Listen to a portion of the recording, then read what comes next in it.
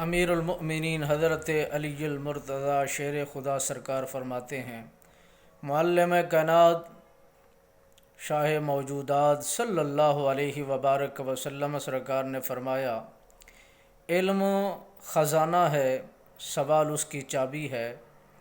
جب علم کے متعلق سوال کیا جاتا ہے یعنی چابی لگائی جاتی ہے، میرے نبی سرکار نے فرمایا جو بندہ سوال کرتا ہے علم کے خزانے کو وہ کھولتا ہے۔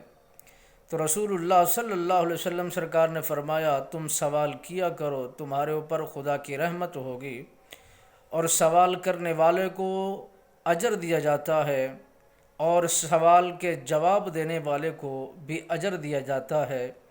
اور جو بندہ مومن محبت و خلوص کے ساتھ اس کی سماعت کرتا ہے، یعنی دلچسپی کے ساتھ اس کو سننے کے لیے غور و فکر کرتا ہے، تو میرے نبی رحمت فخر موجودات صلی اللہ علیہ وسلم سرکار نے فرمایا اسے بھی اجر دیا جاتا ہے۔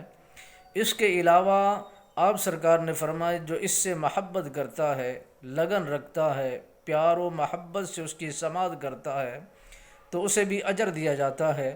میرے نبی رحمت سرکار نے فرمایا علم خزانہ ہے، سوال کرنا اس کی چابی ہے۔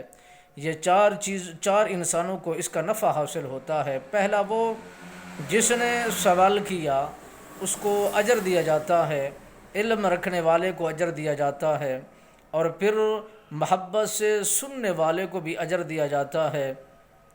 رسول اللہ صلی اللہ علیہ وبارک وسلم سرکار نے فرمایا یہ خوبیاں 4 انسانوں میں ہوتی ہیں، محبت سے سننے والا اور اس کا علم رکھنے والا، ذوق کو پیدا کرنے والا، بہترین انداز میں اس کی سماعت رکھنے والا، ان ساروں کو اجر عطا کیا جاتا ہے۔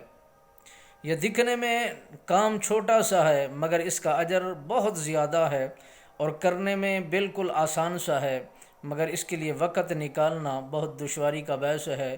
جو بھی وقت نکالتا ہے اسے رب العالمین کے حضور اجر عطا فرمایا جاتا ہے۔